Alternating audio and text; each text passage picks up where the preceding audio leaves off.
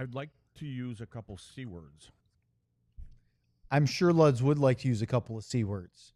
The dreams, however completely and utterly unrealistic they may be, of an 82-0 season have been dashed. Nobody's going to win all 82. Stars have their first blemish of the year. They lose to the Vancouver Canucks tonight, 5-3. But it's how they lose that is going to be a focal point. As Luds said to me, and we'll talk about it, trend is starting to happen here with this Dallas Stars team. Let's get into it with Sean and Luds and me and Ryan now on the Stars Postgame Show.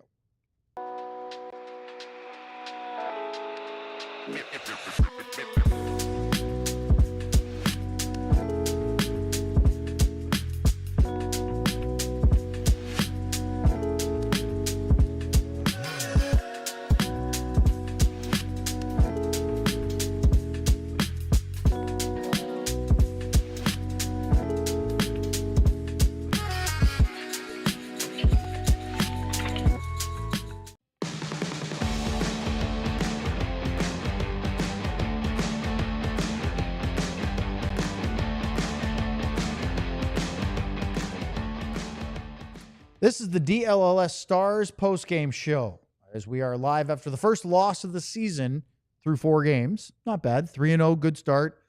But they lose to the Vancouver Canucks tonight, alongside Craig Ludwig and our remote buddy, Sean Shapiro. I'm Owen Newkirk. Our producer, Ryan Vaughters, is here tonight, as always. And, Luds, you said this to me earlier. Stars lose to the Canucks 5-3. But, boy, they had an excellent first period. They've now started with the lead in all 4 games, which is very unlike the Dallas Stars of recent history, where they felt like they were constantly playing from behind before they got going. Slow starts, giving up first goals, challenging. Well, they've scored first in all 4 games this season. They had a good lead in the first. They could have easily extended it on the power play in the second. We'll get into all the details. And then the doors and the wheels and the hood and the trunk fell off, and they cracked their windshield, and they were staring at a 4-2 deficit going into the third period, and that proved to be too much for them to rally, and they lose the game. Yeah, that's why I disagree with. I do disagree though with the, what do you call the little the thing caption? Yeah, what the hell? What does it say? First blemish. There's been blemishes. Yes, there's there's been a lot of blemishes. Yes. I mean, we could find blemishes in every one of the games, but that's okay because it's early. But it's like they take their foot off the gas, or they get too comfortable. And they don't do some of the things that they do. You know, they play direct. Like we were trying to find. We had a little technical difficulty with our new little toy. It was shutting down. How new is the new little toy? I don't think it's very. That's what new. I'm suggesting. Yeah, I think when the dude found my stuff, you know, from my past in the garbage can and brought it back to me. Yes, I think he might have found that iPad in there too at the same time because it's kind of working slow, but. You know, they do so many good things, and one of the things I was looking for, and we wanted to go back, and we were having a hard time finding it, but there's so many times that goals and good plays have been made with somebody right in the goaltender's kitchen. I mean, they are in the blue paint, and they're getting to those hard areas of the ice, and it's paying off for them. And then as the game goes along, especially with the leads, it's like I don't know if you're getting a little Harlem Globetrotter-ish, and you kind of forget about your responsibilities, and again, it doesn't look like a big thing, but then all of a sudden, and now as they happen, and yet that keeps happening, you in your head you're going, uh-oh, here we go again, and that's the one thing you don't want. But again, the good news is they won the hockey, or they lost the game, but they did some good things in minutes of the game. That Gully, I don't think he's going to draw on that stuff though. I think he's going to start pointing this out, not to us, but to the boys. All right, Sean, let's kind of categorize the first 4 games, and get your overarching theme as you watch the end of this game. Stars dominant for large chunks of the first game of the year in Winnipeg, although the Jets, admittedly, as Luds said before, missing some key guys due to injury, did not look like the Winnipeg Jets that won the President's Trophy. Until up 5-1, Dallas makes a couple mistakes, gives up 2 shorthanded goals, and makes it a little interesting, but they win the game. Pretty entertaining, not clean, but exciting back and forth game in Colorado on Saturday. Love that game from a neutral fan. Stars win. It's not like shiny and blemish free, but it's fun. Then they beat Minnesota in a game they had a 3-0 lead and allowed them. Did they take their foot off the brakes? And here we go. And then tonight, 2-goal lead in command, and they lose again. So 3 out of the 4 games, there's a clear theme. Do you see this as becoming something of a story after 4 regular season games? I don't know. It's a trend for 4 games, right? Like, I think the problem is it is just 4 games, right? Like, there's if this is something that is, if you're going to be blowing leads and you're going to have that stuff and it goes over, like, yes, we can only judge what they've done so far, but I think the early season is so all over the place for so many teams, right? Like, last night I went and watched Florida in person, and if you told me, if I went off just Florida's game from last night, you'd be like, oh my God, there's something wrong here. But the 3 games before that, they were humming along. Like, I think early season NHL hockey is chaotic and wild in various ways, just for multiple teams. So I don't really put a lot of stock, positive or negative, right? Like, if the Stars were 4-0,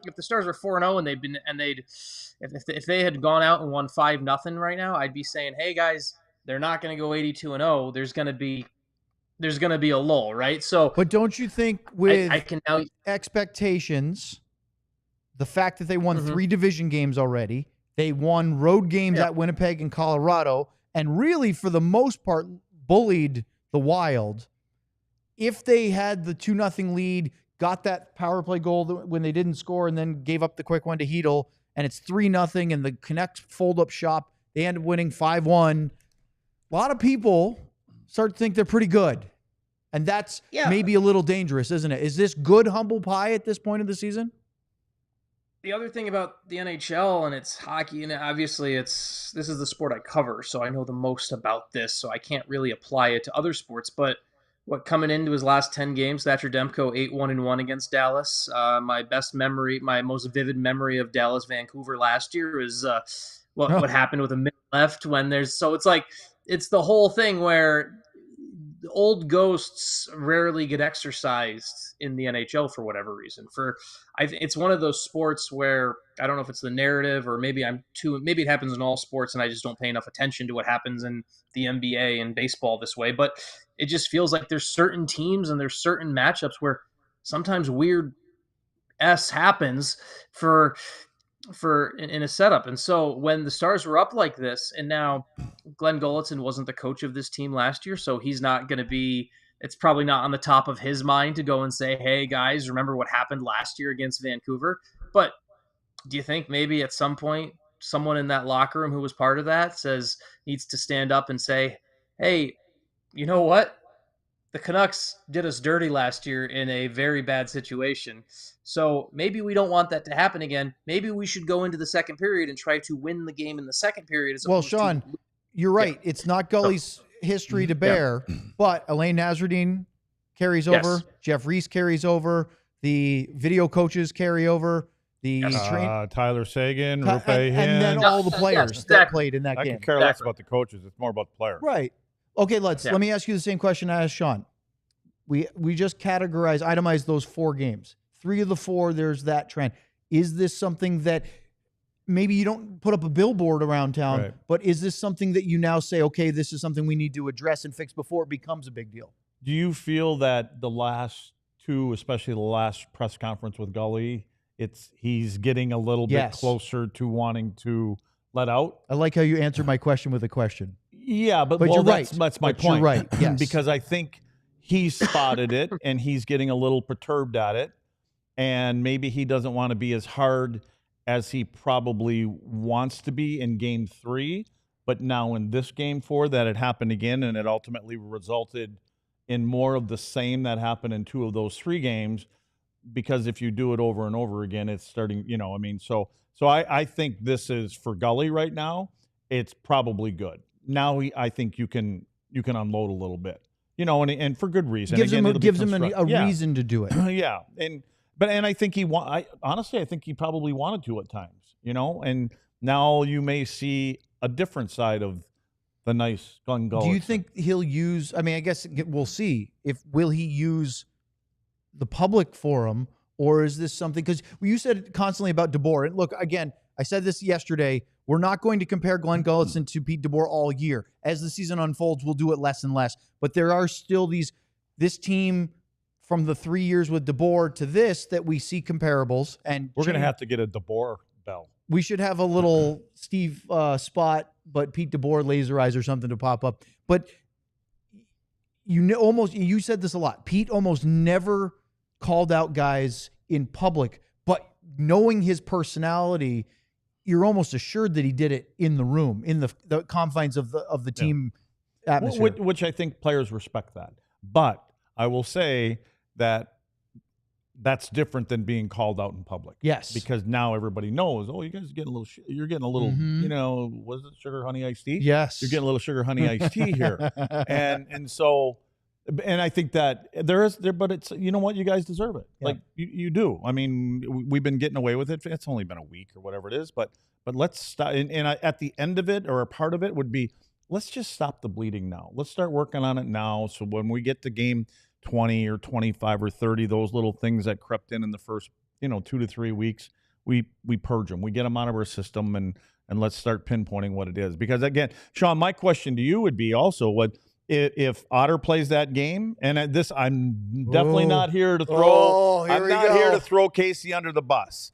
But if Otter plays that game, do they possibly win this game? Possibly. I mean, the way Jake had played the last couple of games, like, it'd be hard to make a claim against that, Luds. So, yeah, I mean, one guy is playing like, you have one goalie who is playing like he is making a push for that Olympic starting job that he really wants to push for, and definitely motivated. And you have another guy who looked like he had last played a game on September 30th. And by my rough math, we're in the 16th day of October. So it was, you got a goalie who is a backup who is more of a rhythm goalie himself, someone who is at his best when he plays a little more frequently.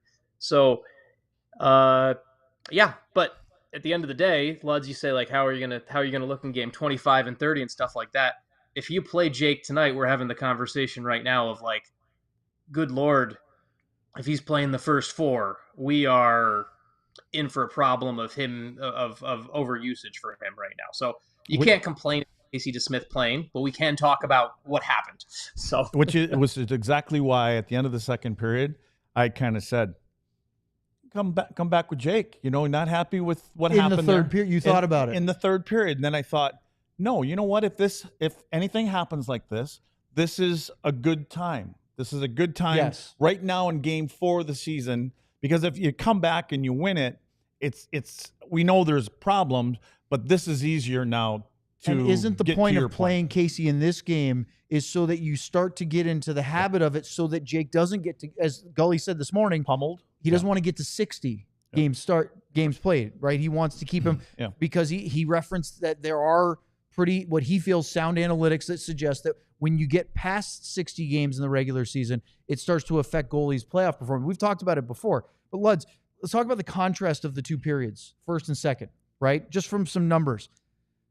14-6 shots on goal in favor of Dallas in the first period, and high dangers for me. They had the first 3 chances of the game. High 3 really good looks. They had 4 in the entire period. High dangers. Not one of the goals wasn't, but that's just how it happens. To 1, they only gave up 1 high danger look to the Canucks in the first 20 minutes. They only had 6 shots. Although Dallas also blocked a bunch of shots. I thought Dallas owned. They owned that period. Ready for the second period. 12-6. I am, but they weren't. They weren't. Right. 12-6 Vancouver in shots on goal. And this is the part that was really startling to me. 8-1 in grade A look. 8-1. That is a one-sided butt whipping of a period of hockey. Yep. And of course, they scored 4 goals out of it. Yeah. That's a big part too. There were some boo-boos in there. There were. We'll look at it. Would you like to go through those? I don't want to, but we should. We probably will. Let's do that next here on the DLLS Stars podcast. Sean looked like he was getting ready, but I think it's me again with a new one. Let's get the new one every day. Hey, get a little time to practice on these things? No. Anyway, this is Window Nation. October is here, and so is the return of chilly air seeping into your home that is, well, probably old, stuck, maybe even cracked windows. Eliminate annoying drafts once and for all with top-quality replacement windows from Window Nation in Dallas. Window Nation has some of the best replacement windows out there. Their installation crews finish the job in 1 day or less so you can get back to your daily routines. Window Nation in Dallas offers a lifetime warranty on all their windows so you can relax knowing your home is protected far into the future. This month, when you buy 2 windows, you get 2 windows free. I might just buy 2 to get 2 free. Make no payments for 2 years, no monthly payments, no down payment, no interest until 2027. That's a big deal with the holidays coming up. You can celebrate your newly upgraded home with a Dallas Cowboys jersey and a chance to win 2 free tickets to upcoming game. Here we go with the Dallas Cowboys stuff again. Here's why you can trust Window Nation. A+ rating from Better Business Bureau, 50-point inspection of every window before it leaves the factory. Your new windows can be installed in 1 day or less. Over 45,000 5-star reviews. I could go on and on how good they are. Get started on your free estimate before October 31st to save big on your replacement windows. Schedule a fast, free estimate now with the pros at Window Nation. WindowNation.com.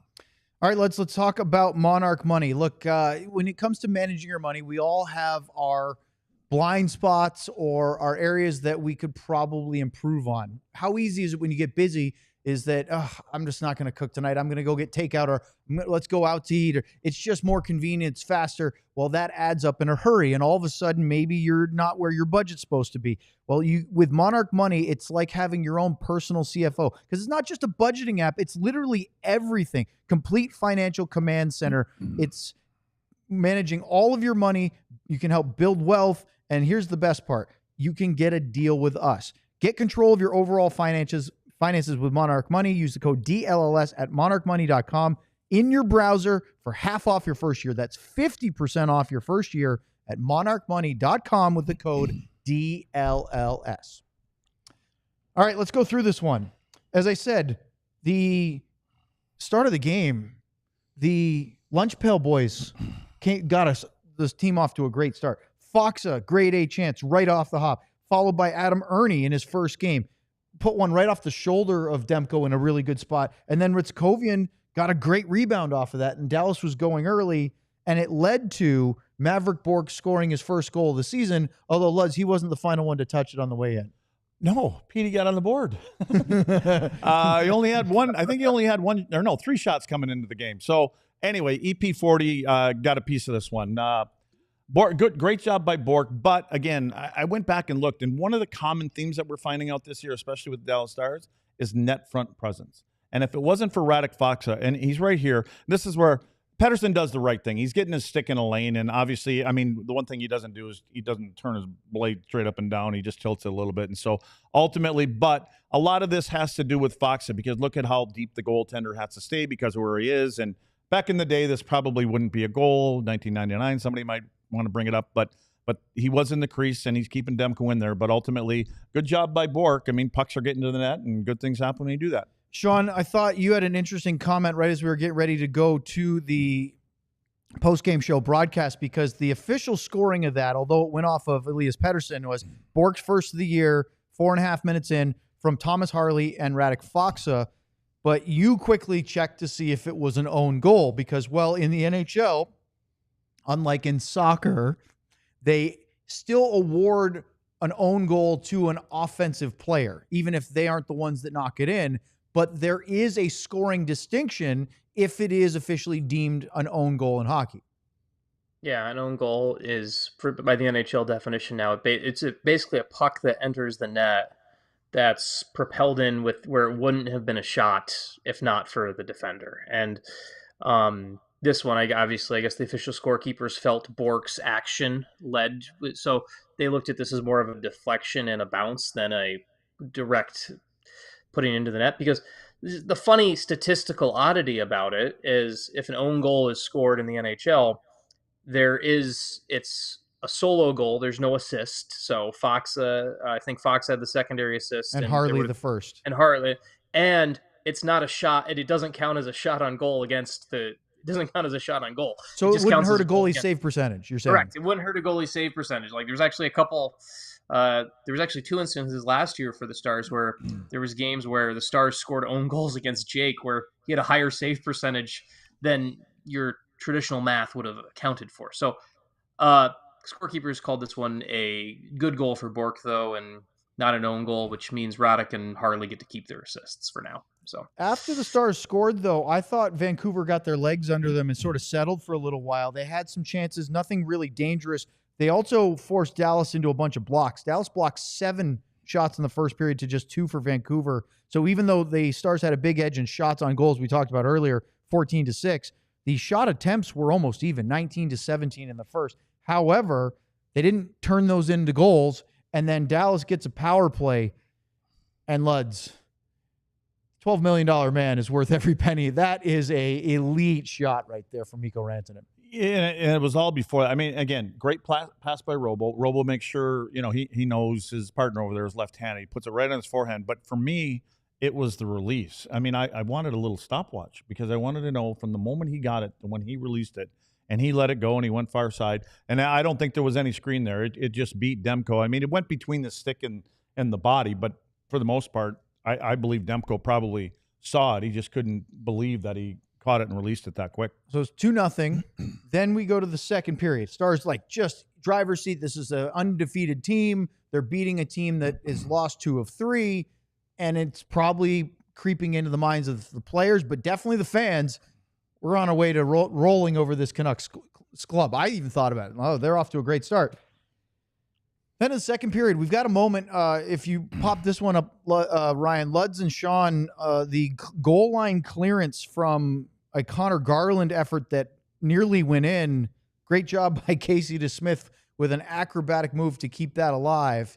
And this one is not quite over the goal line. Yeah, just kind of, and actually, when it got over to this side of the net, the bottom side of the frame here, it looked like it was just barely hanging on to that goal line. So it was close, but right call. And Sean, Casey was the one that got this with the blade of his goal stick to keep it from going in initially before Heiskanen cleared it away. I disagree on that. He actually propelled it closer to going over the line.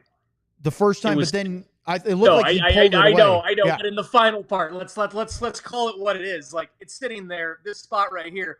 His extra swing at it puts it further over the line, and he whiffs. So let's be like yes, great effort and all of that, and great stuff by Miro, but he almost put it into his own net here directly. So he whiffed on putting it into his own net. So I just want to be. Man, somebody peed in his Cheerios this morning, didn't they? Probably you. Yeah, probably me. That's right. Do we want to tell the truth on this show, or what do we want to do? No, the truth is he bonked it back toward his goal, but then he also made a really nice save. Both can be true. Both can be true. He lived dangerously tonight, and eventually, when you live dangerously, sometimes you probably should have put your seatbelt on, and we'll get to that later. Yeah, because there's a couple more of those we'll get to, but the Stars get a power play, and they're up 2-0. They have a couple chances. Rope Hintz had one really good look on the backhand right at the top of the crease, got a second effort that wasn't as dangerous. They don't score, Luds, and this is one of those moments we were talking about in the pregame. This high flip grenade that bounces friendly to Chytil after the power play ends. He goes in and scores on a breakaway, and all of a sudden the Canucks have some momentum. Yeah, I didn't like the way Thomas Harley tried to play it. I mean, he basically was taking a swing at it with his stick. Body not stick. Yeah, get your body in front of it instead of swinging your little stick at it. But I mean, I just found it. Frankly, I found it kind of. That should have been our thumbnail tonight with your handwriting. That's perfect. Well, yep. You can tell that's my handwriting. I'm guessing it's not Ryan's, but that was just. But yeah, Thomas takes a swing at it. I mean, he's got to get his body in front of it, and because it was up in the air and was going to take the one hopper, and ultimately it takes the first hop, then it hops over the top, and then Chytil's on his way in, and he finishes it off, and I was asking Sean, what are your thoughts? I mean, again, it's a breakaway, but what are your thoughts on this puck and Casey? Well, I have a hard time putting this one on Casey. It's breakaway. You've got to you haven't faced a chance like this in 2 weeks, like I said earlier, right? Like he's coming off of you face breakaways in practice, but you know how NHL teams practice. When is Casey DeSmith ever working on we're going to high flip one from the opposite corner, have a bouncing puck? And it's one of those chaotic plays that as a goalie, you can really only prep for it with reps, and Casey DeSmith hasn't played in 2 weeks. So I have a hard time putting blame on Casey for this one. I do think it's fair to say he was rusty and relying on his athleticism whenever possible tonight. And I think Casey DeSmith is better judged after he plays when he hasn't played. It hasn't been 16 days between games. And so that's kind of where I come on this. But I go back to your thumbnail, Luds, is perfect. This is not, we're not even having a question about whether Casey DeSmith did the wrong thing on a breakaway. If Thomas Harley puts the body on to play the puck, or you know what, another crazy idea, just get a little piece of the man too, right? That's another possibility. So, like, even after you miss the puck, still give him a little bump. Well, but the other thing is when he does that, he stops his momentum that's going backwards. Like if you want to do something like that, you keep your momentum going backwards. So if it doesn't go where you want it to go or you think it's going to, at least you got body position on the guy that's chasing it down. So it's a 2-1 game after the Chytil goal, and it was 2 minutes and 10 seconds later on a power play that Vancouver tied it. And so, me not like this one. Tell me about your impressions of how this one went in. Well, I don't like. I mean, two of the big dogs here. I mean, again, here you got this whole. This is what I don't like about sometimes where we are. You take care of the middle of the ice. I mean, you make sure things aren't coming. Make it more difficult. But we've got Miro here and Hintz, and so on the next one here, you can see the area. Once the guy moves over to the next frame here. Hang on, we got to get the clicker over there. It's the one that comes down the middle of the ice. We got another frozen section here. Just like. Okay, well, we'll just look at the candy cane. See, there it goes away. Well, anyway, so you can see Boeser's stick blade right here, right? We can see it. Now, where Heiskanen and Hintz are, there you go, right there, those two. Now go to the next frame, if we can. I'm asking a lot here, I know. Get the spinning wheel of death. Oh, we got the spinning wheel. Okay. Okay, there we go. So now we go to the next frame. There we go. There's that same passing lane. Has number 4 or 24 moved at all? They look like they're stationary. They're in the same spot. I mean, they didn't react to anything, and now all of a sudden, there we go. The shooter now is coming down the pipe, and obviously Boeser's standing right there, and he puts it right on his tape, and ultimately it's a shot and pass, and there's no one even around, and ends up going up over the shoulder of Casey, and there it is in the back of the net. I just didn't, and they're still standing in the same spot. They haven't moved. They don't move. I want to give credit to Quinn Hughes because he knew exactly what he was doing there. That was a shot pass. He was trying to shoot it off the blade or put it to where Boeser could redirect it. Nice play, but as you said, that lane was open for quite a while. He saw it way before he got to the middle of the ice. I mean, and again, there was nobody there to take care of Boeser or do anything.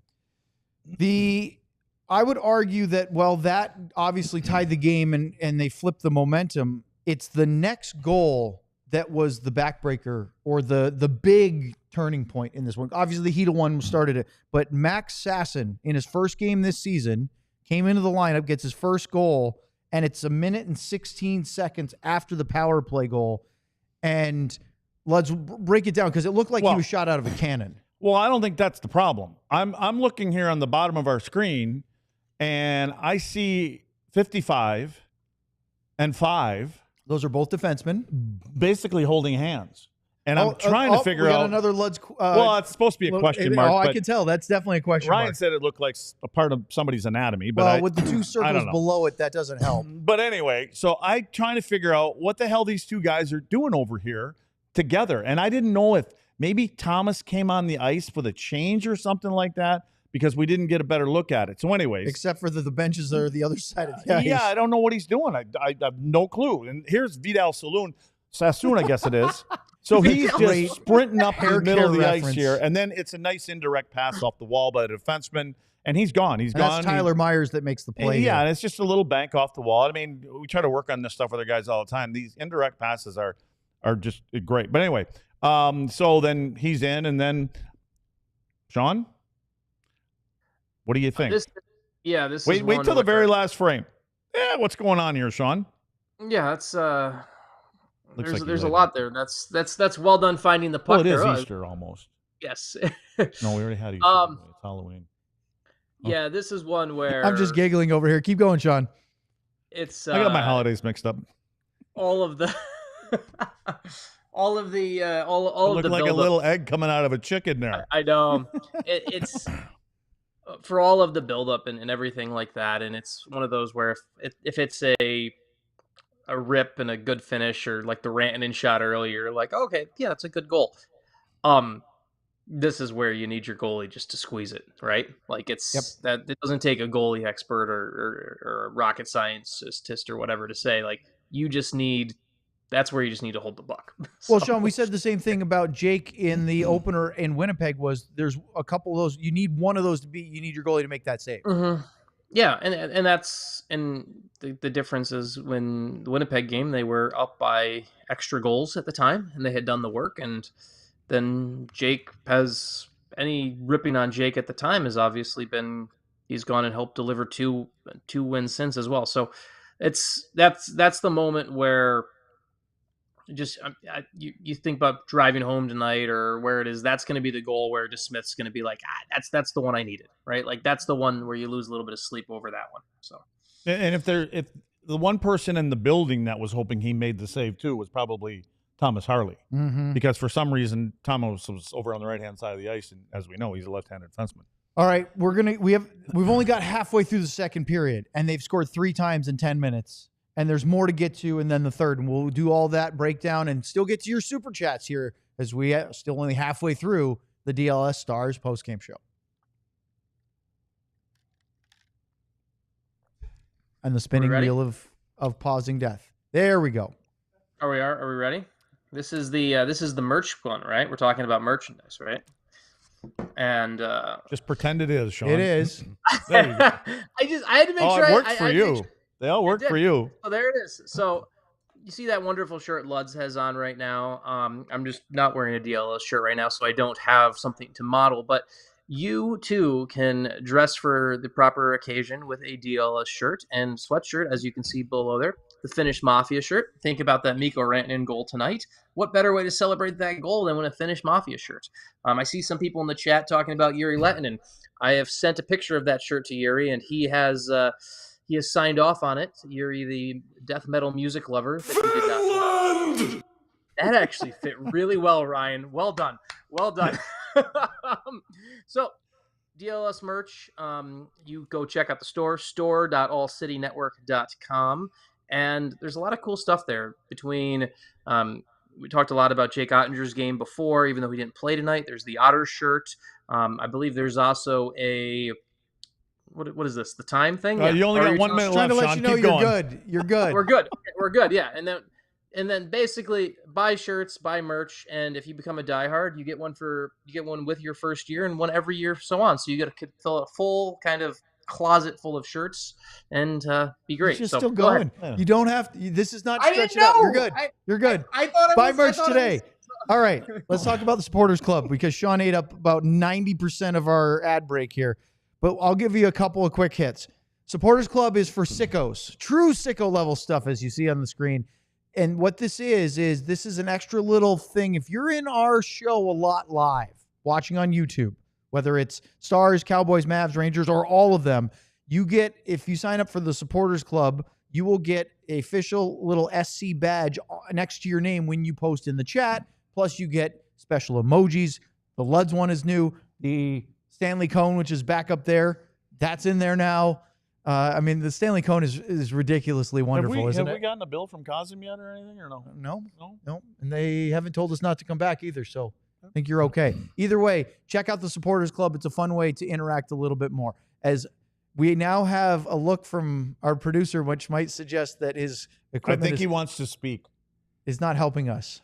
We're probably going to do Cosm this year. Probably March-ish. Probably don't mention the cone. Oh, I was going to bring it back then. Well, it's part of our set now. Oh, it is? Yeah, Okay. look at it. It's up We've there. commandeered it has a World for Series life. Rangers hat on it. Yeah, we've commandeered. All right. So halfway through the period, and Sean, this goes to you. The Stars are down 3-2, and there are two instances where Conor Garland has. We showed the one where DeSmith, off the deflected pass, almost knocks it in, then clears it off the line. Garland banks one off the back end of Casey DeSmith's pants. He spun, and I actually thought this was kind of an interesting move by Casey to make sure that one didn't go in. And then he tries to, the next time, to wrap it around, and he makes a sprawling save. But it felt very chaotic, discombobulated. They're already down 3-2, and it could have been worse at that point. It was one of the things that's interesting to me about Casey DeSmith's game is there are times when his like I think he is a better goalie when he's playing on a weekly basis, right? Like I think there's some consistency things that comes to his game. He has that athleticism. He has kind of that chaos element in his bag that he can go to. But there are also times where one of the things that's a difference between him and, like, you remember when you had an Anton Khudobin before. Anton Khudobin was able to turn the chaos a little bit more positively at times, right? Like it was, you could watch it and you could be like, oh, you know what? He's crazy, but he's crazy for us. And when you're watching Casey DeSmith play tonight, he's doing everything he can, but there's also moments where it's not really inspiring confidence, right? Like when your goalie is spinning, and there was at least 3 times tonight where I saw the number 1 on the back of his jersey, right, facing out the other way. That is something that should never happen in goaltending. Nonetheless, 3 times in a game where you're seeing the goalie's back. So it's just not confidence inspiring, and that's kind of where that goes. And like I think it was the 4th goal, right, where he comes out. Just you wait. Yeah, like he comes out and he's super aggressive on it and everything like that, and it's just the Canucks are like, we'll just skate around you. And so well, I think Conor Garland was an absolute thorn in the Stars' side all night, but especially in the second period, Luds, and it culminates. I mean, he had 4 times where he could have scored in that period. It touched the goal line, a couple of them, but then the 4th goal, it was the game winner. Eventually, was self-inflicted. I mean, look, it's a great play by Garland, but it's a self-inflicted wound by Dallas. Yeah, Garland doesn't get the opportunity if it isn't. I mean, let's throw it. Here's Colin Blackwell on the wall with, is that EP40? That's EP40 with the pressure. EP40 is all over the place here. But here comes Radek Faksa because he's going for the chip. That's the play right there. So where Colin is, and you bring somebody to you. I thought when he took a little turn to his left, he just wanted to bring EP40 with him a little bit, and it opens up a little bit more of the wall that Faksa could step into. Generally, you would just tip that puck up the wall. Faksa's right there. There's nobody there. Apparently, I don't know if Colin was trying to hit Petrovic over here with a pass or not, but he picks it off, right? He picks the puck off, and now see what Petro does. First thing he does, he gets the stick out, which is good. Now, I can already tell that his blade is facing the wrong way. It should be facing the other way. But regardless of that, he's staring at the puck. And when you get your head over your feet, it's hard to turn back. And you can't spin around. He needs to turn up ice so he can keep his eyes on Garland here. He doesn't. He ultimately turns. He's facing Casey at the time. And then Casey, I don't know if Casey bid on this earlier or not, Sean. But he ends up but you can see which way Petro really doesn't have an opportunity here. If he goes in, if he keeps upright a little bit more. And the other thing I would say, he does as a defenseman, you have to help your goaltender out in this situation. You don't get yourself past halfway of the net because, Casey, you're going to take this part. If he wants to walk a little bit further to get to the far post, I'll be there for that. Is that cut him off. In that theme, is that where Petro got too worried about the puck and not about trying to seal off the other side? And he needed to just hold his ice a little bit and just say, let him come to me. Casey, I'm going to let you go out. You're going to take the first half of the net. I'm not going to allow him to get to the second half. But by going at him and leaning, and again, Garland's a little smaller guy. He's a shifty player. gets around him, and what he did smartly apparently is he got that puck off his stick right away, and so it was quick. Yeah, it was a really nice move, and there it is. It's 4-2 after the second period. A disastrous middle frame for Dallas, and at home they're now losing by 2. Go to the third period, they get a power play. They had a couple of chances. Rantanen with an absolutely gorgeous setup from below the goal line to find Hintz in the slot. Demko made a good save. I mean, Rantanen's ability, we keep highlighting it, but we should because he's that good. His ability to get the puck and know where people are and then put it in those areas is hard to replicate at times. And he does it with his hands up here. His hands are up high on his stick. So a lot of times when players are going to make certain passes, you can watch their bottom hand and it slides down a little bit to get some leverage on it. He does everything almost standing straight up half the time. And so it's kind of deceiving. You don't think he's relieving it, but he is. And it's usually right where it's supposed to go. And that it was a good save, right? But again, a chance that they needed early in the third to try to get back into it. Then 5-on-5, Robo took a one-timer from the top of the left circle. Luds, I believe that was the Miro to Wyatt up to Robo pass where he took the shot and it glanced off the right post. And you complimented the puck movement from the I think it was Miro to Wyatt there that you liked. Yeah, I mean, they're moving it quick, right? I mean, you don't give time for the defenders to even get adjusted on it. So that's what elite players do, though. And then Mavrik Bourque kind of unleashed a little Mikko Rantanen. He gets in on the forecheck, wins the puck, sort of no-look backhand out in front. Hintz is right there, and he just misses it. Well, but when you say he just missed it, he missed it by a bit. I wonder if – I don't know what his flex is on his stick, but I think he's leaning into it. And when you're coming in, you're leaning into it, and it just kind of veers off to the left a little bit, possibly.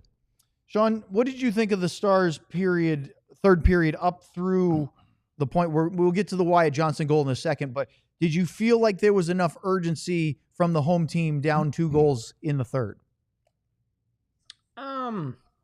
Yes and no, right? Like I think it picked up. I think it picked up eventually as the game was, when it was kind of crunch time in the end there. But I would have liked to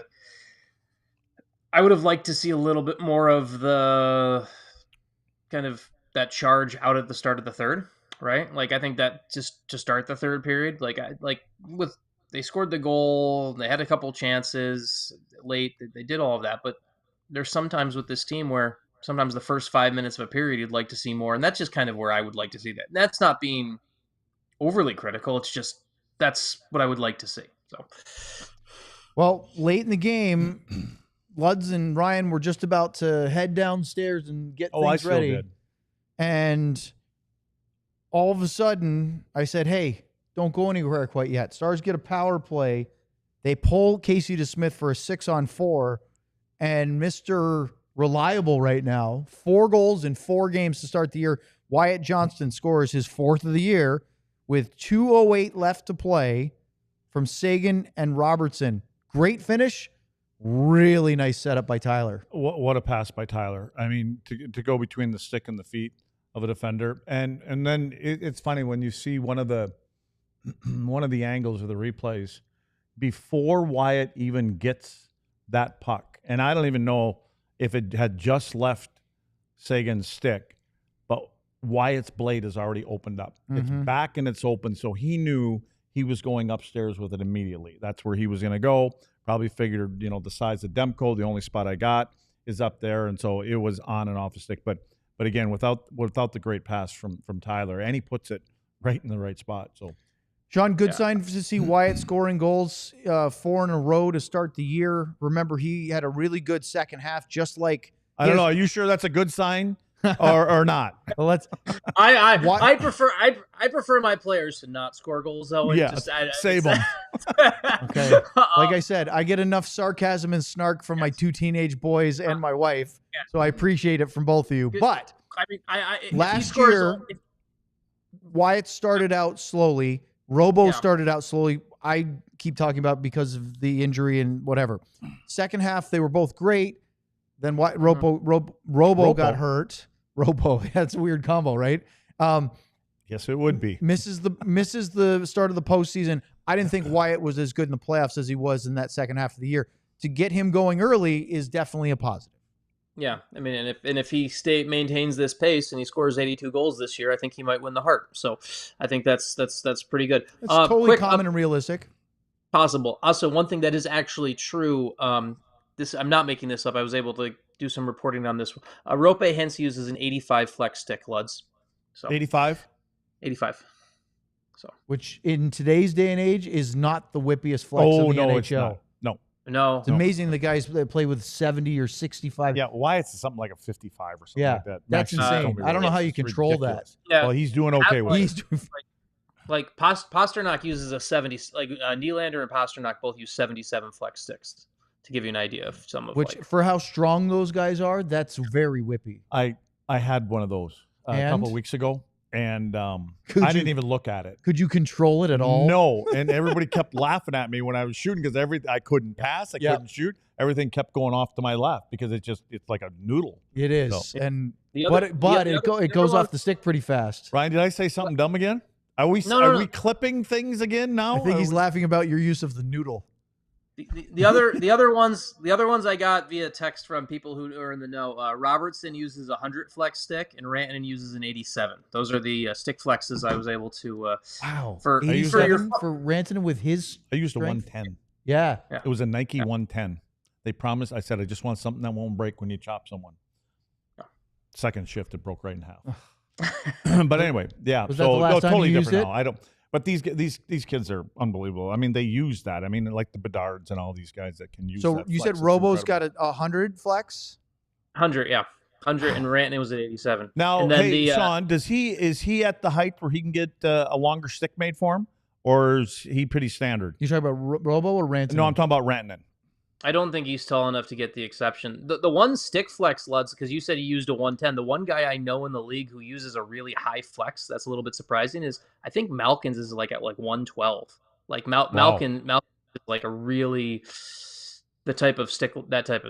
So Quinn Hughes scores the bizarre, because it doesn't happen very often, power play goal empty netter, and 5-3. Canucks win. Stars lose their first game of the year. We'll talk about it. We'll take your super chats. We still got a segment to go here on the DLLS postgame show. And Sean has a read coming up now.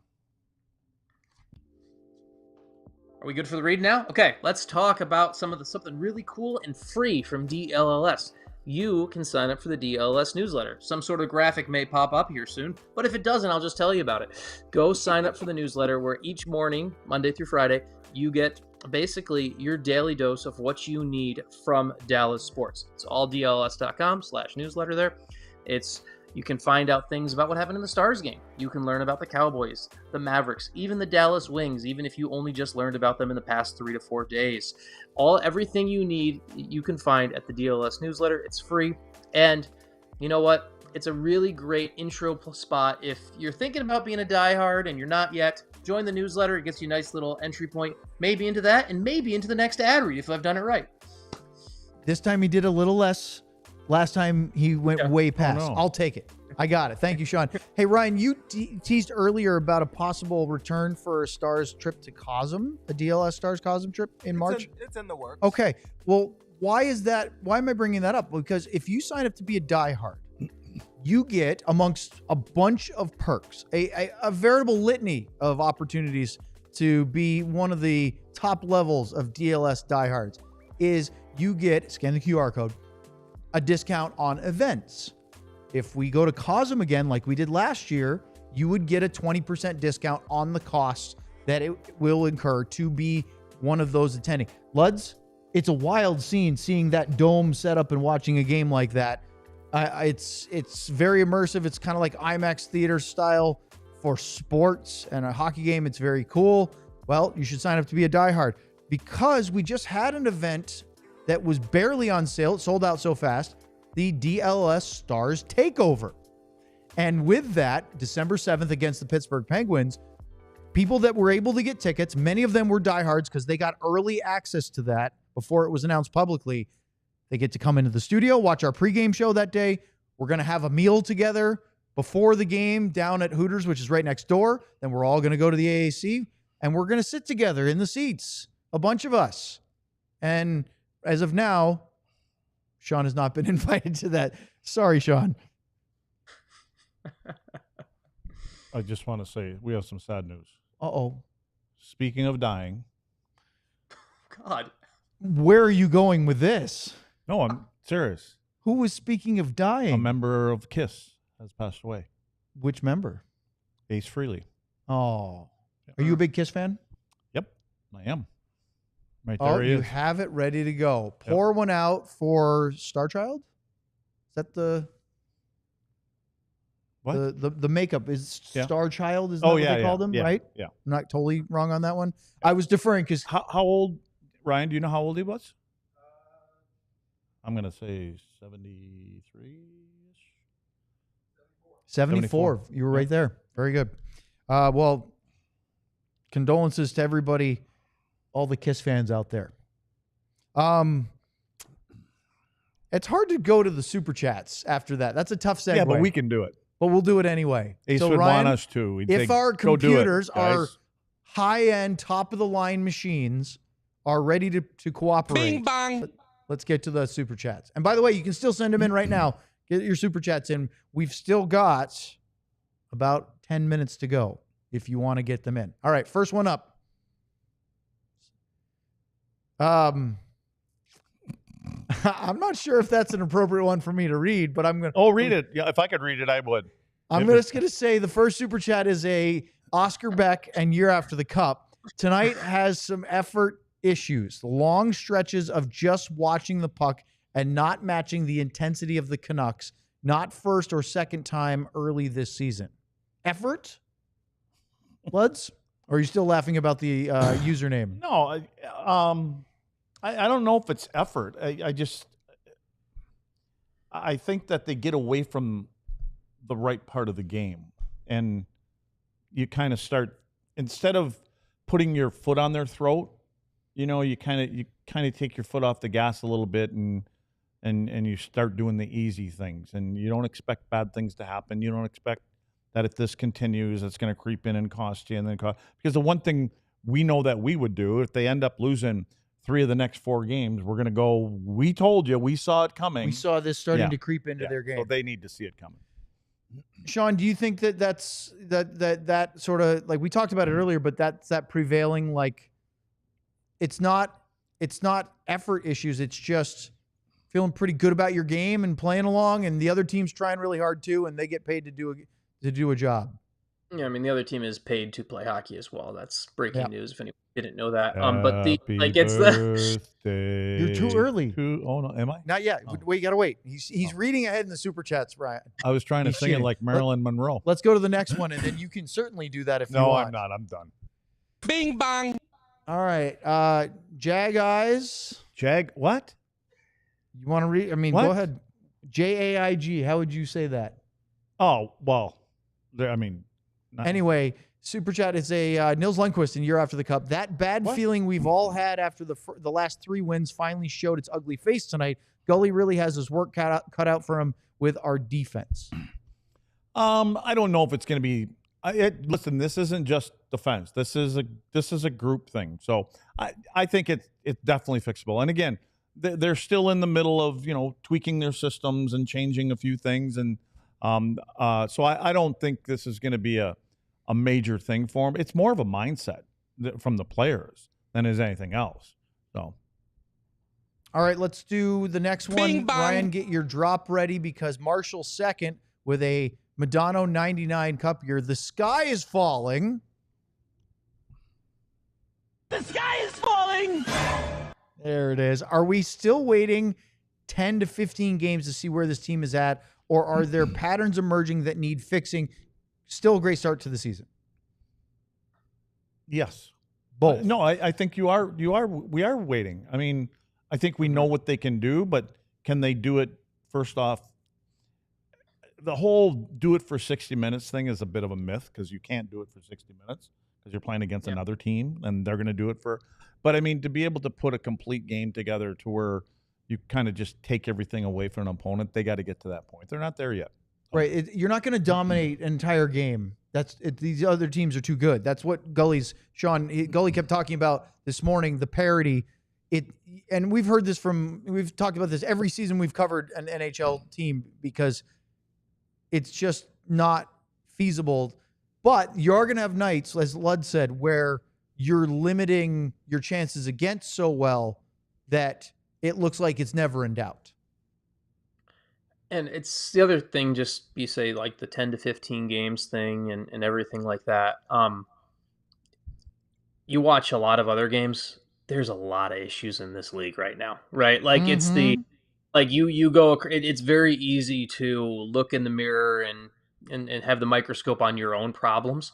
There are a lot of issues in this league right now, and so if you want, if you were to kind of line the Stars issues up side by side with some of the others, I think there's a lot of teams that would be lining up to trade places with what's happened with Dallas so far right now. So I just keep that in mind, right? Like, it's okay to expect a higher standard, and it's okay to want that. It's also important to remember that that is 3-1, a team that has a roster that is built to contend, and it is a team that we are talking about fixes that can be worked on, as opposed to some other teams where I've watched a couple games so far and you've seen some other things where you're like, well, they're cooked, right? So right. I mean, even the Buffalo Sabres finally got a win last night. So it happened. Through 4 games, there's way more good than there is. That's the main point there. Way more. I mean, 80-20 or 90-10, however you want to figure that. There's way more things to build on for this team than all the bad stuff or the not so good stuff. All right, let's go to the next super Bing chat. bang.